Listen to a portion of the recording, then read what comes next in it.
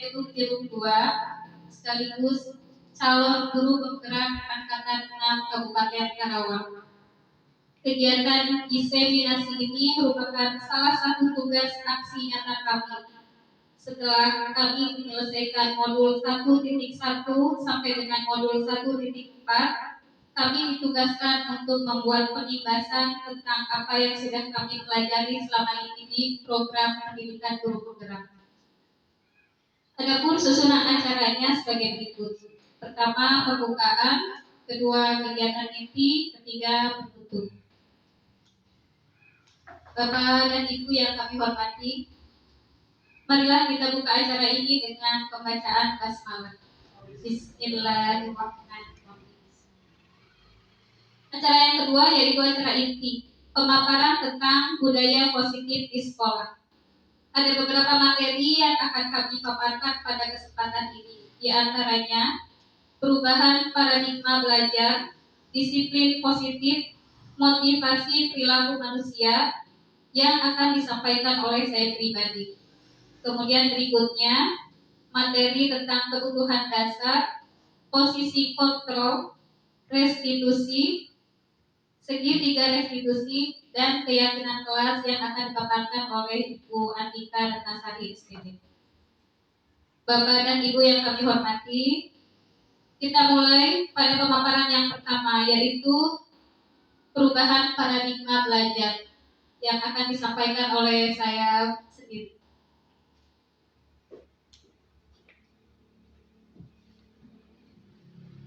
Seminasi ini judulnya tentang penerapan modul 1.4 tentang budaya positif. Budaya positif merupakan perwujudan dari nilai-nilai atau keyakinan universal yang diterapkan di sekolah. Pada pemaparan pertama ini tentang perubahan paradigma belajar. Perubahan paradigma belajar dari stimulus respon kepada pendekatan teori kontrol. Sebelum saya bacakan contohnya, saya butuh 2 orang, Bapak dan Ibu, untuk ke depan. Silakan, ada yang bersedia? Ibu Penny. Sini Bu. Mbak.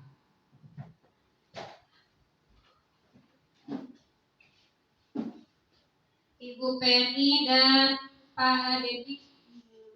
Sini Pak, saya minta bantuannya ya Pak.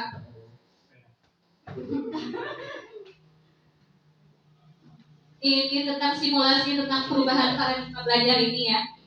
Nah, tugasnya ini ada 2 orang di depan kita. Satu, Ibu Penny, tugasnya adalah ceritanya Bu Penny itu punya sesuatu yang sangat berharga buat Bu Penny.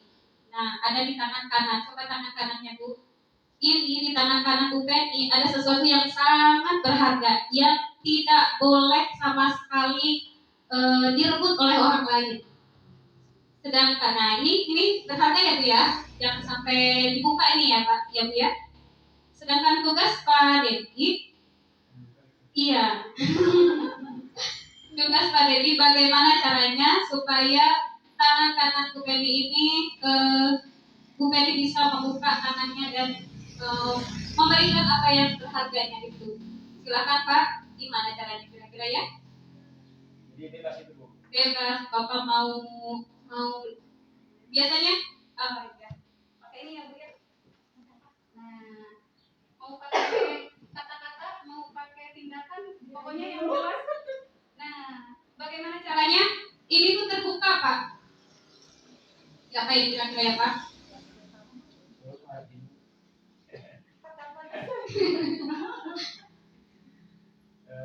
Kalau dikelitikin boleh? Boleh Pak. Pak Dedi mau kritikin Bu Penny, oke. Terbuka nggak Bu kira-kira? Oh enggak. Apa? Kira-kira apa ya?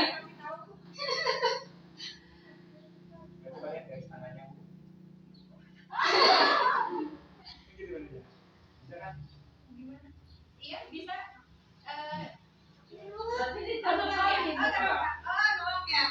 Nolak. Ya harus saling saya kasih waktu 5 menit ya Pak. Kira-kira setelah 5 menit Bu Peri bisa membuka tangannya atau enggak? Apa Pak? Kira-kira? Ya, dulu kenalan.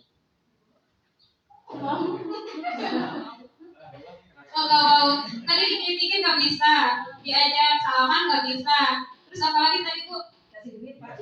Oh, kasih. Oh iya benar Pak, kasih uang coba Pak. Kasih uang bisa nggak? Kalau dikasih uang bisa nggak buka-buka tangannya? Enggak juga. Betul ya Bu ya? Oke deh, udah 5 menit nih. Kesimpulannya Ibu Penny tetap dengan pendiriannya tidak membuka tangan. Tepuk tangan dong buat Ibu Penny dan Pak Dewi. Terima kasih. Iya, berarti konsisten ya. Nah, sama dengan ini ke anak, perubahan paradigma belajar dari stimulus respon kepada pendekatan teori kontrol. Kita kan ke anak biasanya menstimulus agar anak mau belajar. Sampai akhirnya anak mau belajar. Tapi sekarang paradigmanya yaitu pendekatan teori kontrol. Di sini stimulus respon. Di poin kedua, Anda bisa mengontrol orang lain. Sedangkan di pendekatan teori kontrol, hanya Anda yang dapat mengontrol diri Anda sendiri. Jadi siswa mau dipaksa, mau dirayu, tapi kalau dalam dirinya tidak mempunyai keinginan untuk belajar, itu tidak akan bisa. Jadi kalau dengan stimulus respon itu mau dipaksa sekeras apapun, disuruh belajar di rumah membaca itu akan sulit. Misalkan, Bu gampang kok, anak diancam nih sama gurunya, awas kalau tidak belajar nanti nilainya akan jelek, itu kan ditakut-takuti. Mungkin anak akan nurut, tapi hanya akan sebentar, tidak akan bertahan lama, karena stimulus respon ini sifatnya dari luar, bukan dari dalam dirinya sendiri. Sedangkan di sini paradigma barunya yaitu pendekatan teori kontrol. Jadi menyadarkan siswa bahwa memberikan kesadaran bahwa belajar itu harus timbul dari dalam dirinya sendiri. Itu nanti ini perubahan paradigmanya nanti akan lebih jelasnya dijelaskan oleh Bu Dika di poin berikutnya. Yang kedua yaitu tentang disiplin positif. Disiplin positif merupakan pendekatan mendidik anak untuk melakukan kontrol diri dan pembentukan kepercayaan diri. Ki Hajar Dewantara menyatakan bahwa di mana ada kemerdekaan, disitulah harus ada disiplin yang kuat. Disiplin yang dimaksud adalah disiplin diri yang memiliki motivasi internal. Jika kita tidak memiliki motivasi internal, maka kita memerlukan pihak lain untuk mendisiplinkan kita atau motivasi eksternal, karena berasal dari luar, bukan dari dalam diri kita sendiri. Seperti yang sudah dijelaskan di sebelumnya bahwa motivasi yang paling akan bertahan lama itu motivasi internal yang ada dalam dirinya sendiri, bukan yang eksternal. Misalkan anak datang ke sekolah tepat waktu, itu tentang disiplin waktu contohnya. Jadi bisa nggak anak datang tepat waktu karena ditakut-takuti oleh guru, ditakut diberi hukuman, itu iya. Atau anak datang ke sekolah tepat waktu karena diberikan penghargaan, misalkan gurunya menjanjikan penghargaan kalau datang tepat waktu, iya itu juga bisa, tapi sifatnya hanya sementara karena itu motivasi eksternal, bukan motivasi yang ada di dalam dirinya sendiri. Poin berikutnya, motivasi perilaku manusia. Nah, di sini ada 3 motivasi perilaku manusia. Yang pertama, motivasi manusia berperilaku itu karena 3 motivasi. Yang pertama, menghindari ketidaknyamanan atau hukuman. Yang kedua, untuk mendapatkan imbalan atau penghargaan dari orang lain. Yang ketiga, untuk menjadi orang yang mereka inginkan dan menghargai diri sendiri dengan nilai-nilai yang mereka percaya. Nah, ini yang tadi sudah disebutkan di bahasan pertama dan kedua. Jadi, bagaimana caranya seorang siswa itu disiplin waktu bukan karena takut dihukum, bukan karena ingin penghargaan dari guru, tapi mereka itu benar-benar karena menghargai diri sendiri dengan nilai-nilai yang mereka percaya. Jadi itu yang dapat saya paparkan. Selanjutnya nanti akan diperjelas oleh Ibu Nika di poin-poin selanjutnya. Assalamualaikum warahmatullahi wabarakatuh. Perkenalkan, saya Atika Ratnasari, saya CGP Angkatan 6 dari SD Curug 2. Pada kesempatan ini saya akan melakukan aksi nyata untuk modul 1.4.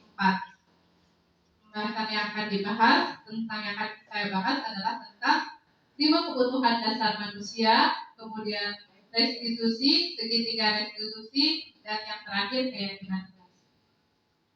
Yang pertama adalah 5 kebutuhan dasar manusia. Sebagai manusia, kita tentu membutuhkan sesuatu hal yang paling dasar atau yang paling inti. Menurut Ibu dan Bapak, apa kebutuhan inti manusia? Yang menurut Ibu dulu, kebutuhan inti manusia. Coba Ibu Penny. Ibu Penny ngomong. Ya, yang pas Bu. Makan, ya betul. Makan juga salah satu kebutuhan inti dasar. Menurut ilmu psikologi dari Gottman, kebutuhan dasar manusia itu ada 5. Yang pertama adalah penguasaan, yang kedua kasih sayang dan rasa diterima, yang ketiga adalah kesenangan, yang keempat kebebasan, dan yang utama yang terakhir adalah bertahan hidup. Jadi 5 kebutuhan ini adalah 5 kebutuhan dasar yang diperlukan oleh manusia. Nah, dari 5 kebutuhan dasar manusia, yang pertama adalah kebutuhan bertahan hidup. Kebutuhan ini tentu saja bersifat psikologis, seperti kebutuhan tentang kesehatan, rumah, makanan. Jadi komponen kebutuhan psikologis ini itu meliputi perasaan aman. Jadi kalau punya rumah, aman nih punya rumah. Terus tentang kesehatan, biarpun uang kita banyak, tapi kita tidak sehat, tentu saja kebutuhan bertahan hidup kita akan kurang. Yang berikutnya adalah kasih sayang dan rasa diterima. Jadi sebagai manusia kita juga harus membutuhkan kasih sayang dan rasa diterima. Rasa diterima dan kasih sayang oleh siapa? Tentu saja oleh orang lain melalui kebutuhan akan hubungan dan koneksi sosial. Jadi ketika kita berhubungan dengan orang lain, bahkan baik pasangan maupun keluarga, tetangga, dan rekan kerja, kita pasti membutuhkan rasa kasih sayang dan diterima. Yang berikutnya, penguasaan atau kebutuhan atas pengakuan kemampuan. Kebutuhan ini berhubungan dalam kekuatan mencapai sesuatu menjadi komponen, menjadi terakhir, diakui atas prestasi dan kemampuan kita didengarkan dan memiliki rasa harga diri. Yang berikutnya, kebebasan. Kebutuhan akan pilihan. Jadi kita bebas memilih apa yang kita mau. Hari ini kita ingin memakai kerudung warna apa atau baju warna apa, juga kita harus memiliki kebebasan. Tentunya rasa kebebasan ini juga harus disertai dengan batasan-batasan. Dan yang terakhir, kesenangan atau kebutuhan untuk merasa senang. Kebutuhan ini menurut Dexter menghubungkan kesenangan dengan belajar. Jadi bisa anak dalam belajar kita masukkan lagu-lagu supaya anak senang atau melakukan dengan high breaking. Yang berikutnya, pengertian dari restitusi. Untuk sebagian pendidik mungkin masih agak aneh. Apa itu restitusi? Jadi restitusi ini adalah proses menciptakan kondisi bagi murid untuk memperbaiki kesalahan mereka. Jadi kalau murid itu melakukan kesalahan, ibu bapak jangan langsung dihukum, karena hukuman itu sekarang sudah kurang tepat. Jadi lebih baik kita melakukan restitusi. Jadi restitusi ini adalah kegiatan kolaboratif. Jadi proses kolaboratif antara guru dengan siswa. Nah, yang berikutnya ini adalah ciri-ciri dari restitusi. Kalau tadi pada zaman dulu ketika kita sekolah, kita suka dihukum kalau tidak mengerjakan PR, kalau sepatunya warnanya beda atau rambutnya panjang. Itu hukuman untuk saat ini itu sudah tidak sesuai. Lebih baik guru melakukan restitusi. Berikut ini adalah ciri-ciri dari restitusi. Yang pertama, restitusi untuk menebus kesalahan namun untuk belajar dari kesalahan. Yang berikutnya, restitusi. Restitusi memperbaiki hubungan. Jadi hubungan antara guru dan murid diperbaiki melalui restitusi. Yang ketiga, restitusi adalah tawaran, bukan paksaan. Jadi dalam memberikan hukuman itu bukan hukuman yang diberikan, tapi tawaran. Nanti di slide berikutnya restitusi ini akan berhubungan dengan keyakinan kelas. Yang berikutnya, restitusi mencari kebutuhan dasar yang mendasari tindakan. Restitusi ini adalah cara yang paling baik. Restitusi fokus pada karakter bukan tindakan. Restitusi menguatkan. Restitusi fokus pada solusi. Dan yang terakhir, restitusi mengembalikan murid yang berbuat salah pada kelompoknya. Nah, ini menurut dosen 5 posisi kontrol dari restitusi itu. Yang pertama itu adalah menurut diterapkan oleh seorang guru, dan yang kedua oleh orang tua ataupun atasan dalam melakukan kontrol. Jadi dalam bukunya Restitution Reconstructing School Discipline mengemukakan bahwa guru perlu meninjau kembali penerapan disiplin dalam ruang-ruang kelas mereka selama ini. Nah, ini dari 5 kontrol restitusi. Jadi 5 kontrol restitusi ini yang harus diterapkan oleh guru pada masa kini. Jadi guru itu dalam proses kontrol restitusi itu ada 5. Yang pertama sebagai penghukum, yang kedua pembuat merasa bersalah, yang ketiga sebagai teman, yang keempat sebagai pemantau, dan yang terakhir sebagai manajer. Jadi ini yang harus ditetapkan oleh guru. Tapi untuk pada saat ini sekiranya seorang guru itu sudah tidak cocok atau tidak sesuai lagi menjadi seorang penghukum, karena seorang penghukum pasti tidak mengerjakan PR. Ayo keliling lapangan, tidak mengerjakan PR, ditantung di pojokan kelas, itu sebenarnya sudah tidak sesuai. Jadi posisi restitusi, kontrol restitusi ini sangat berpengaruh pada nanti hasil dari pembelajaran. Sebenarnya lebih cocok mana menurut ibu bapak dari 5 kontrol restitusi ini sebagai seorang guru, yang mana yang lebih cocok?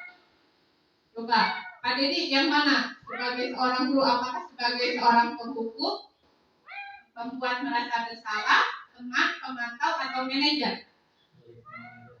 Sebagai teman. Kalau menurut Ibu Neng Mulyani sebagai teman. Kalau untuk Ibu Sri sebagai apa? Lebih cocok?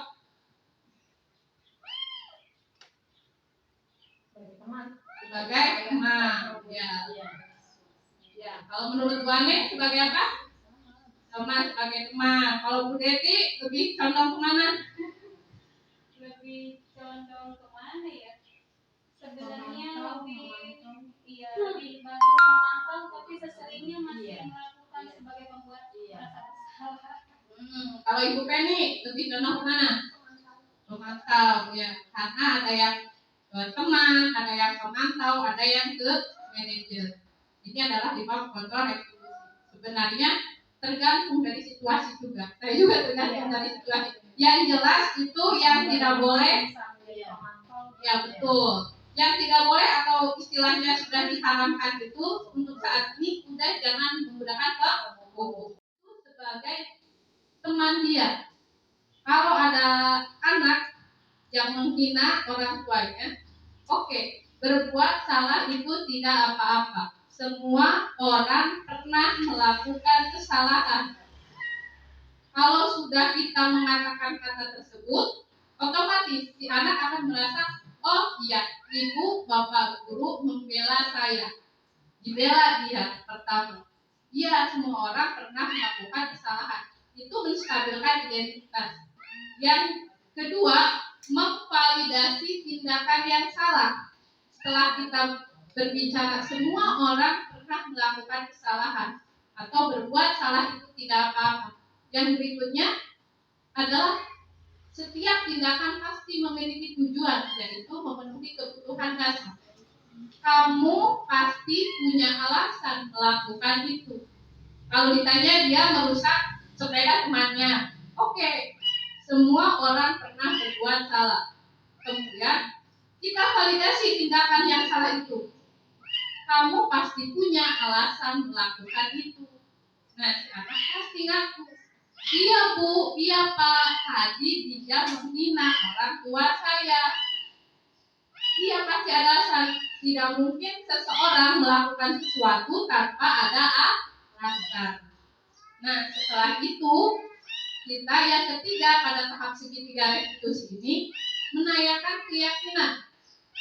Jadi pada dasarnya termotivasi secara internal atau dalam diri sendiri. Apa yang kamu atau apa nilai yang sudah kita sepakati? Nilai apa ini yang disepakati?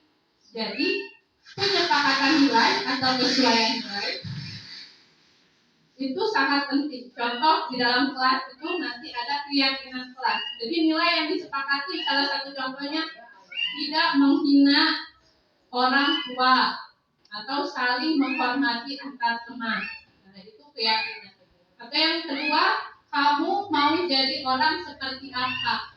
Setelah tadi merusak sepeda teman, kamu mau jadi orang seperti apa? Si anak jawab. Karena biasanya siswa akan lebih, mau dihukum guru ngerjain, kalau tidak, enggak. Jadi cuma takut selama kita memberikan ancaman. Nah, ini adalah segitiga restitusi dari sambungan yang tadi. Jadi apa segitiga restitusi ini? Dalam materi segitiga restitusi ini adalah pembahasan yang menarik yang selama saya mempelajari tentang di program guru penggerak. Jadi segitiga restitusi ini yang pertama menstabilkan identitas, yang kedua memvalidasi tindakan yang salah. Nah, kamu mau jadi orang seperti apa? Kalau kamu melakukan hal seperti itu, nanti sudah besar kamu mau jadi apa? Anak pasti menjawab, saya ingin jadi orang sukses. Kita tinggal tanya kembali, apakah menjadi seorang yang sukses nanti saat dewasa dimulai dari kecil dengan melakukan hal-hal yang tidak baik? Pasti si anak akan merasa, oh iya saya bersalah. Jadi pada posisi ini guru sudah bukan lagi penghukum. Si anak menyadari apa kesalahan dia sendiri tanpa kita harus kamu salah, kamu ini. Itu sudah tidak sesuai. Salah satu videonya tidak panjang. Video ini saya rekam bersama salah seorang murid saya di kelas 6. Ini bentuk contoh dari kegiatan segitiga restitusi.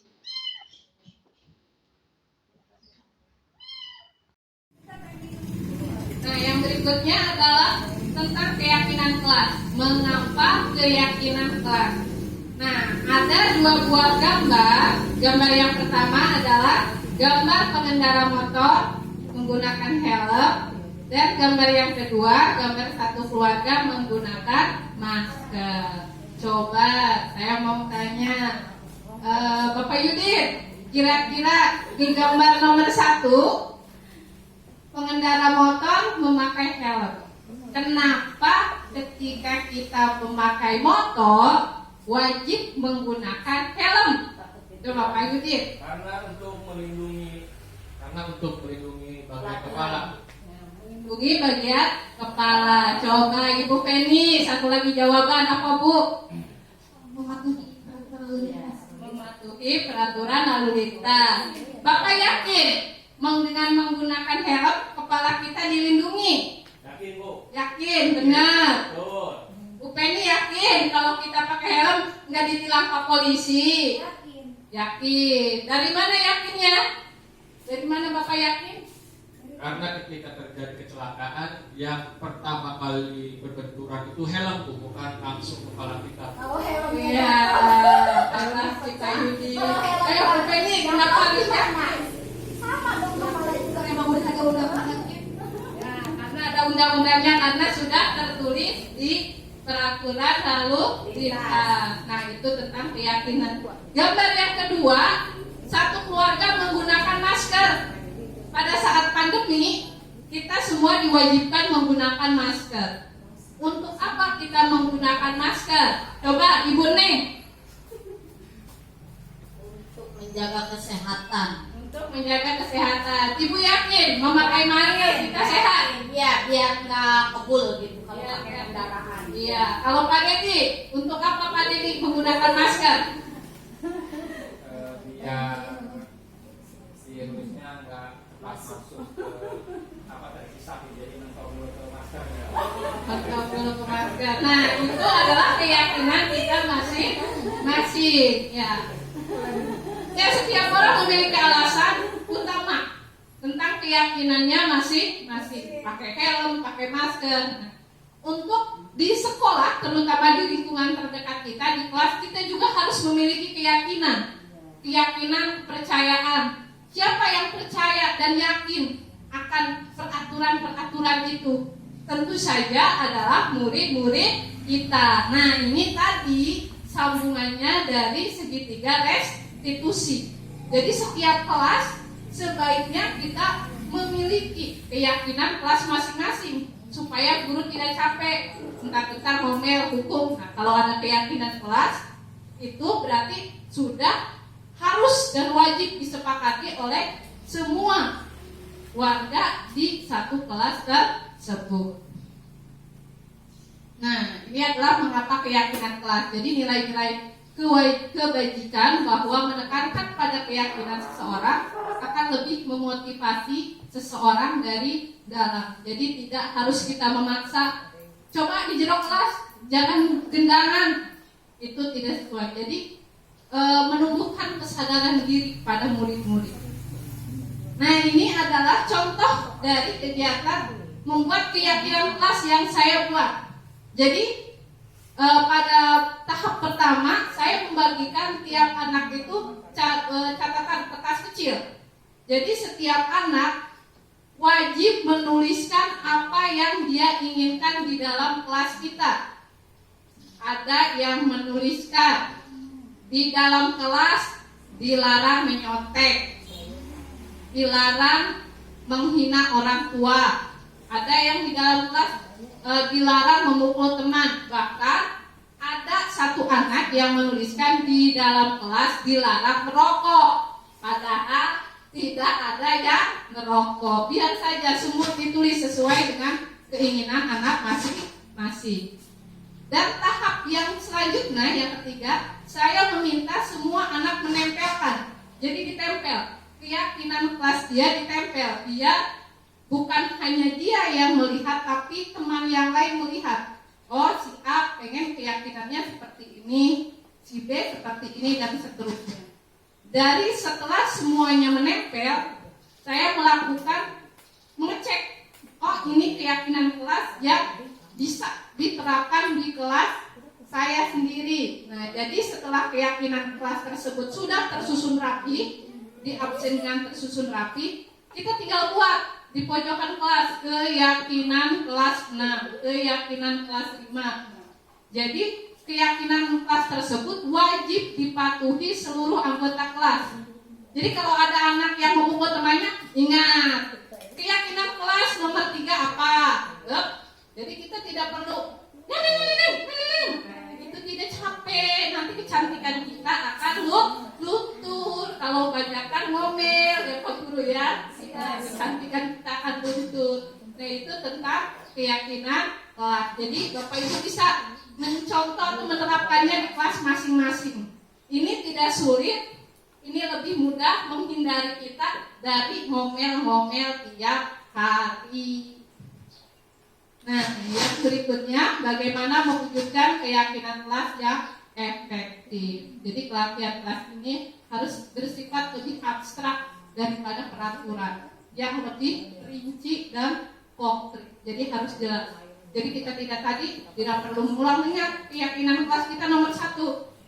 Bu, balik bu, pulang. Udah waktunya pulang. Ingat keyakinan kita kelas nomor 1. Sebelum dan setelah belajar wajib membaca doa. Beres, semua anak patuh.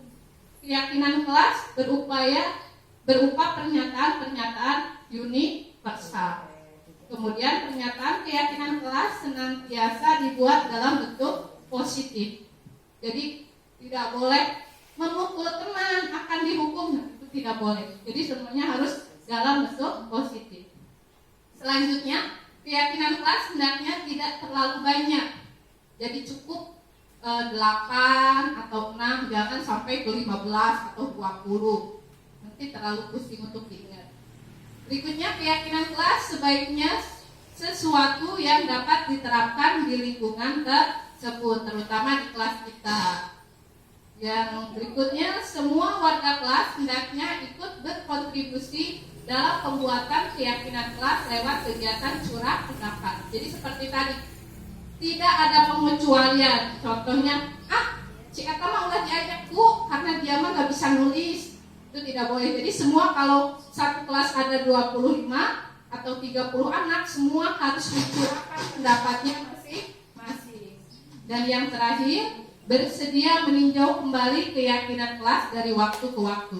Jadi keyakinan kelas ini bisa ditinjau apa yang perlu ditambahkan atau apa yang sudah bisa diyakinkan dan disesuaikan. Nah, jadi itu saja materi yang saya sampaikan. Untuk sesi berikutnya kita akan memasuki sesi tanya jawab. Untuk Bapak Ibu guru yang akan bertanya dipersilakan. Sudah selesai memaparkan materi tentang budaya positif. Terima kasih atas kehadirannya. Mohon maaf juga dalam penyampaian materi tadi kami ada beberapa kesalahan atau kurang serap dengan hati Bapak Ibu. Semoga untuk kedepannya ini menjadi pembelajaran kami. Semoga kita bisa bertemu di desiminasi berikutnya. Terima kasih Bapak Ibu sudah hadir. Kami tutup dengan bacaan hamdalah. Alhamdulillahirabbil alamin. Assalamualaikum warahmatullahi wabarakatuh. Waalaikumsalam warahmatullahi wabarakatuh.